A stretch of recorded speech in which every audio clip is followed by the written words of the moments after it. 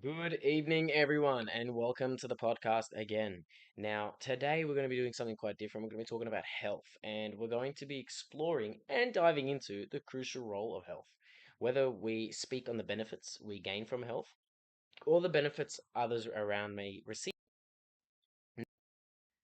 We're here to talk about what matters, okay? And my name is Tariq, and today we'll not only be discussing the significance revolving around health and diversity, but also the right to health for all cultures within our beautiful country, Australia, okay? Providing you with the most beneficial and accurate evidence-based studies and methodologies, okay? And now when we think about how we can dive into the discussion of health, and diversity, we have to presume to look at the topic through a certain lens, especially with today's studies. Okay, and what we're going to be focusing on is the lens of care ethics, where we will discuss certain matters such as the empathy, relationship, and responsibilities of healthcare professionals towards individuals to induce a greater impact within the communities of Australia. Now, Tarek, what are we going to learn today? Well, basically, we're going to cover four important topics today. Number one being the role in professional development, okay, leading into number two, the diversity in Australia. Then number three, to the right to health through our lens that we're going to be speaking about today, okay. And number four, the evidence and methods we can use to improve our health literacy, okay. Now, I want you to imagine, okay, and let me ask you, if you were a health professional, what would your aim be? What's the reason for what you're doing this for? Okay? What's the reason behind why you studied and why you became, whether it is a doctor, surgeon, nurse, and all this stuff? Would it possibly be to continue health research, to find diseases, to discover diseases or find cures? Or would it be to have a high paying job? Most of us honestly do work for the pay of a job, and especially a doctor too. It's not a small pay grade. Okay, but on a real note, our aim should be, to care and to focus on our patients, to find something in them that we can help. Okay, now ensuring we provide inclusivity, cultural respect, and affirmations with everything we do in the job.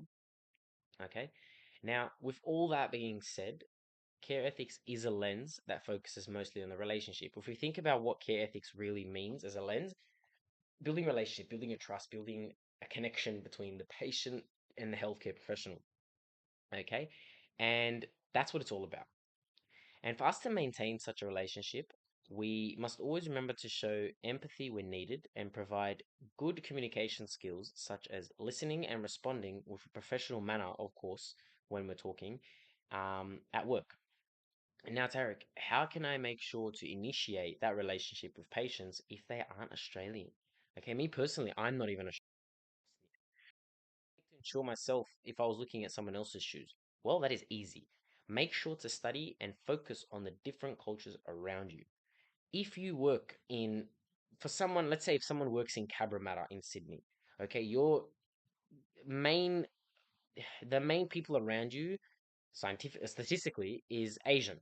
So try to understand the community around you, whether it is, the culture, whether it is the medicine type that they use, whether it is something, just try link yourself to the patient at all times, okay?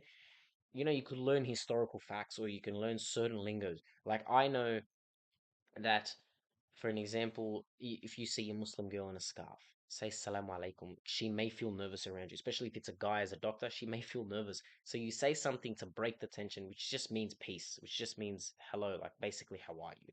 Okay. And this, I promise you, will help you build a relationship with almost anyone.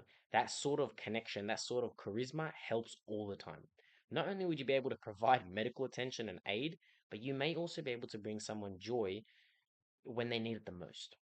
Okay, now the next topic we're going to be talking about is diversity in Australia.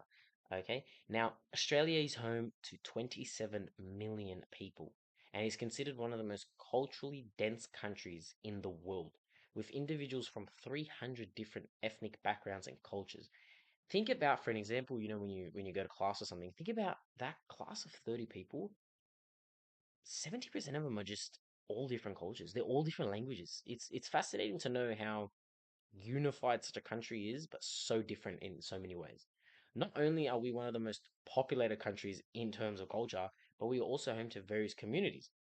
We have communities such as the indigenous communities, we have the LGBT communities, we have linguistically diverse communities, CALD, for example. And this all shapes our country into one full of diversity and love. Okay. Now, unfortunately, we aren't all seen equal though. Some communities, such as indigenous communities, suffer greatly from poor health outcomes. Okay, and disparities due to their financial reasons. Whether it is they live in remote areas and cannot, get access to any healthcare professionals, they can't see surgeons, they can't see people who can do X-rays, or on the fact that the health outcomes that they suffer with are mainly chronic diseases and their expectancy of life is lowered. They can't do anything about it if they don't have any funds behind it. If we want to be real, that's how it is. Now, while we think LGBT community, this community is shunned at, okay? Especially if we're going to be honest, it's a community that is not looked at properly and is highly disrespected, and that is due to the ideologies and beliefs, okay? Many people find it, especially if they're old fashioned countries, kind of very ill almost at that time. Now, both of these challenges stem from historical tragedies and injustices. However, we can fix both if we incorporate and utilize care ethic lenses. We can start to realize methods and ways to diminish these challenges, appropriately, such as speaking with empathy. Get to know the person, especially if it's LGBT, get to know them. Try to understand where they're coming from, okay? And by studying history of what happened with Aboriginals, what happened to the stolen generation, get to know the people, okay, and get to understand the specific beliefs of a community. And as a result, we can hope to reach not only an understanding, but also a resolution to ensure care, productivity, and positivity within our communities and homes. Now, topic three, rights to health. Okay. Gandhi once said that real wealth is not gold and silver, but rather it is good health. Good health can never be bought. Anything in the world can be bought and can be purchased at a price except for your health. Okay. We have to understand the importance of our health and its impact on our daily lives. However, due to certain challenges and inequalities, many Australians may not have the right or accessibility to adequate healthcare and medical treatment. Again, whether they're in remote areas, whether they don't have financial aid. But Tarek, how can we fix this? Well, through the lens of care ethics, we can solidify and ensure a sense of responsibility from all of us, not only healthcare professionals, but ourselves. You and I may have certain healthcare benefits that others especially don't, okay, due to minority groups or anything. We may have some sort of, um, I guess, say financial status or economic status that they don't. To ensure we establish levels of equality, we need to prioritize and provide greater support sources for everyone. Now, if I were to think of a simple method that on the spot it could try to help and understand, it would be to have certain Medicare centers run by specific groups that cater to specific groups.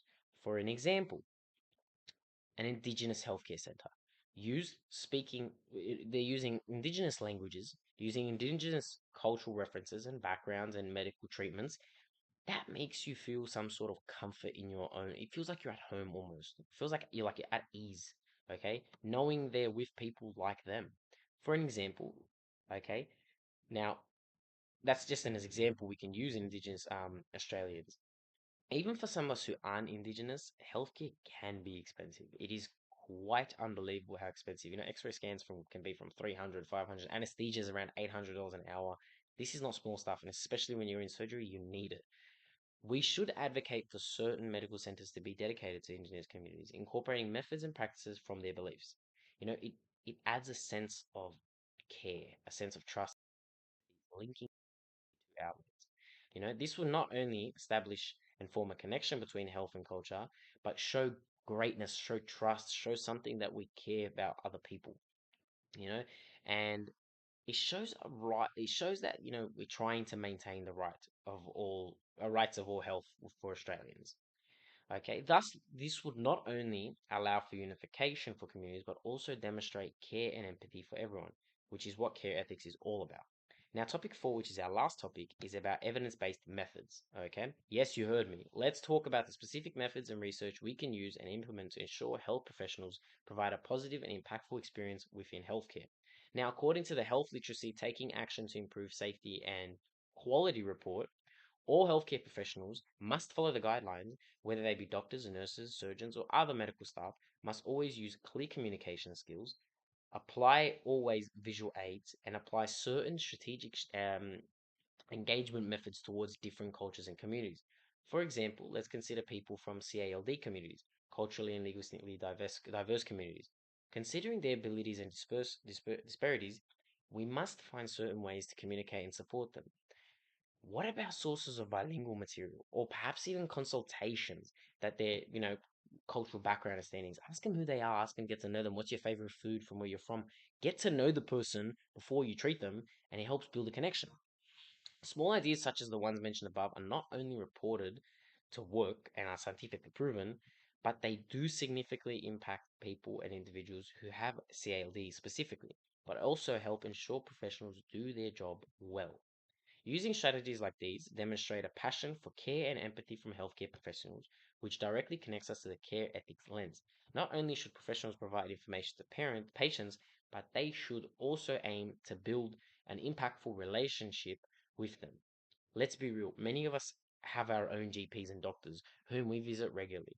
We like them or feel we can have a connection with them due to their cultural reasons.